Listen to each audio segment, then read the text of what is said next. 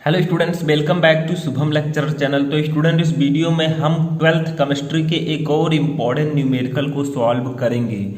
Student, जैसे ही आप इस न्यूमेरिकल को देखेंगे आपको पता चल जाएगा कि ये कितना ज़्यादा इम्पॉर्टेंट है। स्टूडेंट, इससे पहले भी मैंने आपको रासायनिक बलगतिकी चैप्टर के कुछ न्यूमेरिकल्स बताए और जो ये न्यूमेरिकल होगा ये आपके चैप्टर 4 रासायनिक बलगतिकी चैप्टर का ही होगा। देखिए, न्यूमेरिकल जो है आपके बोर्ड एग्जाम में 20 से 25 नंबर के पूछे जाते हैं, तो इसको आप मिस नहीं कीजिए ताकि आप लोग अच्छे से मार्क अचीव कर सकें। देखिए, न्यूमेरिकल को सबसे पहले हम ध्यान से पढ़ेंगे, ठीक है, उसके बाद इसे स्टेप बाय स्टेप सॉल्व करेंगे। अगर आप लास्ट तक और अच्छे से देखते हैं तो आपको भी आसानी से ये न्यूमेरिकल समझ में आ जाएगा। देखिए, न्यूमेरिकल है क्या कि प्रथम कोटि की एक अभिक्रिया में यदि कोई पदार्थ अपनी प्रारंभिक मात्रा का 100 मिनट में आधा रह जाता है तो बताइए कि कितने समय में यह अपनी प्रारंभिक मात्रा का 1/4 रह जाएगा। देखिए, इस प्रकार के न्यूमेरिकल्स कुछ इस प्रकार के फार्मूले पर लगते हैं। देखिए, फार्मूला आपके सामने है, ये प्रथम कोटि की अभिक्रिया के लिए वेग स्थिरांक का फार्मूला है, ठीक है। अभी हम लगाएंगे, लेकिन सबसे पहले देखिए क्या क्या दिया गया है हमें न्यूमेरिकल में। सबसे पहले ये बताया गया है कि ये अभिक्रिया प्रथम कोटि की है, ठीक है। क्या लिखा है? प्रथम कोटि की एक अभिक्रिया में यदि कोई पदार्थ अपनी प्रारंभिक मात्रा का 100 मिनट में आधा रह जाता है, यानी कि आपको यहाँ पर अर्ध आयु काल दिया गया है 100 मिनट, ठीक है, टी हाफ, जिसे हम लोग टी हाफ से प्रदर्शित करते हैं। तो बताइए कि कितने समय में यह अपनी प्रारंभिक मात्रा का 1/4 रह जाएगा। तो हमें सिर्फ एक वैल्यू दी गई है, वो है अर्ध आयु काल, जिसको हम लोग डिनोट करते हैं टी हाफ से। ये हमें दिया गया है 100 मिनट, ठीक है। अब देखिए, एक फार्मूला आपने पढ़ा होगा कि K इक्वल टू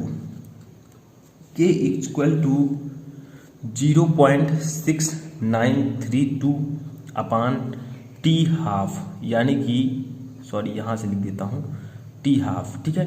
यानी कि एक फार्मूला होता है कि K equal to 0.693 upon T, ये आपका A का है, ठीक है, टी हाफ। ये फार्मूला आप लोगों ने पढ़ा होगा और एक मोस्ट इंपॉर्टेंट फार्मूला है, इसे जानना भी बहुत ही जरूरी है। यानी कि अगर आपको अर्धायुकाल पता है तो आप वेग स्थिरांक को आसानी से निकाल सकते हैं, ठीक है। देखिए, हमें टी हाफ की वैल्यू भी यहाँ पर दी गई है, तो हम लिख सकते हैं K equal to 0.6932 upon T half की वैल्यू दी गई है 100, ठीक है। तो हमारा K इक्वल टू इतना वैल्यू आ गया। अब हमें K तो मिल गया, अब हमें क्या करना है, इस फार्मूले पर न्यूमेरिकल लगाना है, ठीक है। प्रथम कोटि की अभिक्रिया के लिए वेग स्थिरांक का फार्मूला यही होता है और इसमें हम T निकालेंगे। T का मतलब समय, कि कितने समय में जो अभिक्रिया है वो अपनी प्रारंभिक मात्रा का 1/4 रह जाएगा, ठीक है। तो हमें समय निकालना है। तो देखिए, हमने K की वैल्यू निकाल ली। अब चलिए रखते हैं, तो ये फार्मूला लिख लेंगे K equal to 2.303 upon T log A upon A minus x, जहाँ ए क्या है, ए है आपके अभिकारक की प्रारंभिक सांद्रता, ए माइनस एक्स है टी समय पश्चात अभिकारक की सांद्रता, ठीक है। समझ में आया? कोई दिक्कत नहीं होनी चाहिए। यानी कि टी समय पश्चात अभिकारक की सांद्रता कितनी है उसको हम लोग ए माइनस एक्स से डिनोट करते हैं, ठीक है। अब देखिए, यहाँ पर भी एक बात है, वो क्या है, माना प्रारंभिक सांद्रता, ठीक है। हम इधर लिख देते हैं थोड़ा सा ताकि आप लोगों को। अब देखिए, न्यूमेरिकल लगाने के लिए हमें a माइनस एक्स की वैल्यू भी पता होनी चाहिए, ठीक है, यानी कि t समय पश्चात अभिकारक की सांद्रता। तो देखिए, आपके न्यूमेरिकल में दिया गया है कि बताइए कि कितने समय में यह अपनी प्रारंभिक मात्रा का 1/4 रह जाएगा।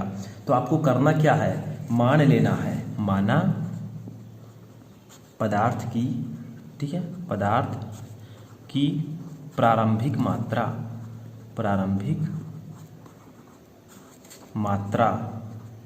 ठीक है, इक्वल टू ए। मान लीजिए कि पदार्थ की प्रारंभिक मात्रा आपकी ए है, ठीक है, समझ में आया। अब टी समय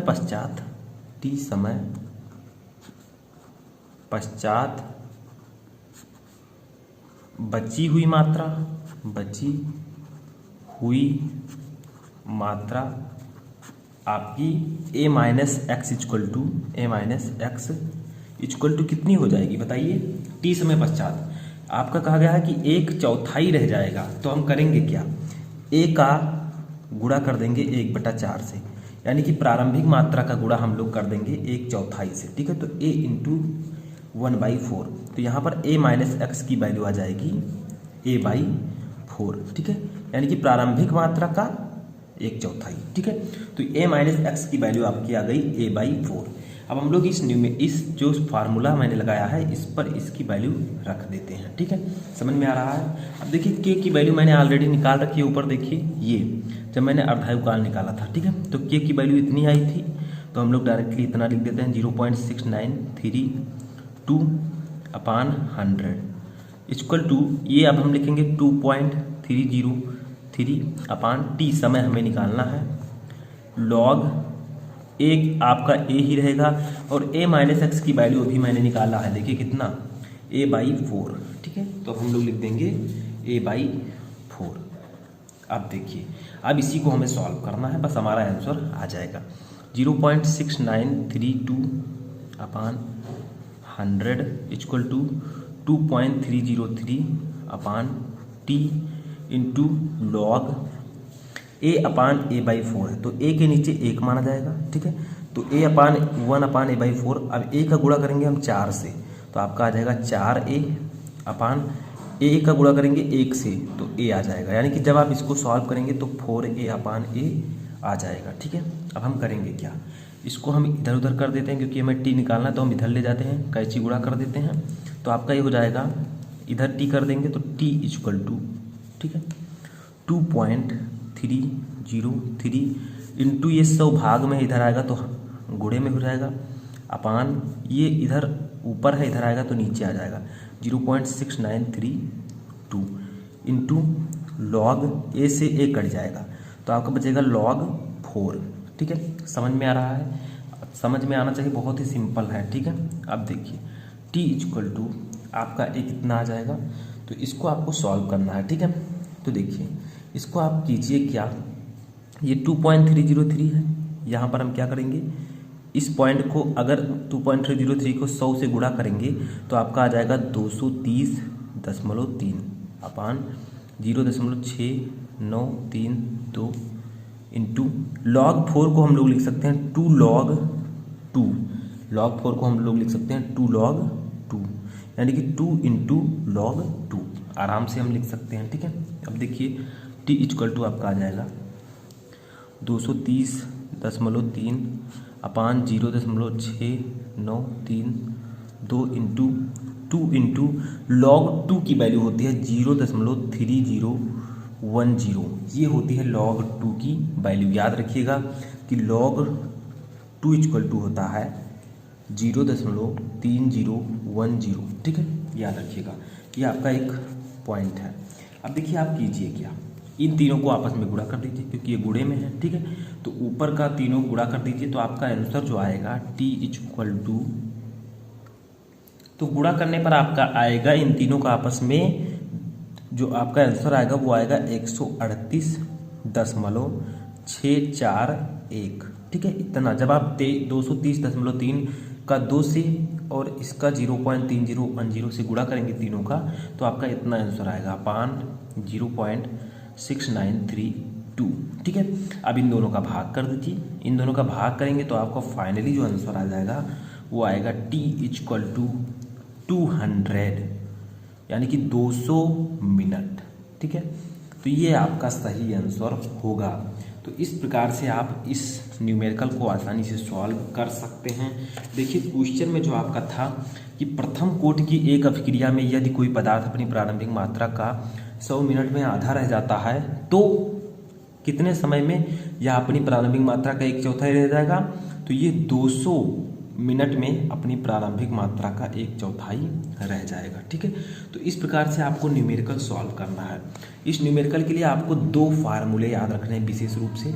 नंबर 1 फार्मूला आपका ये है, ठीक है, जो कि हाईलाइट है यहाँ पर, k equal to 0.6932 upon t half, यानी कि अगर अर्धायुकाल आपको दिया गया है तो आप बेग स्थिरांक आसानी से निकाल सकते हैं, ठीक है। नंबर 2 जो आपका फार्मूला है वो देखिए क्या है, वो फार्मूला आपका ये है k equal to 2.303 upon small t log a upon a minus x, ठीक है। ये आपका प्रथम कोटि की अभिक्रिया के लिए बेग स्थिरांक निकालने का फार्मूला है, ठीक है। इससे आप समय भी निकाल सकते हैं अगर आपको बेग स्थिरांक पता है, जैसे अभी हमने निकाला। तो इस प्रकार से आप इस न्यूमेरिकल को आसानी से सॉल्व कर सकते हैं। इस प्रकार के जितने भी न्यूमेरिकल हैं उनको आप आसानी से सॉल्व कर पाएंगे अगर आपने इस वीडियो को अच्छे से ध्यान से समझा है तो इस वीडियो में फिलहाल इतना ही। न्यूमेरिकल कैसा लगा और आप लोग में से कितने लोग इसे अब सॉल्व कर सकते हैं, कमेंट बॉक्स में बताएं।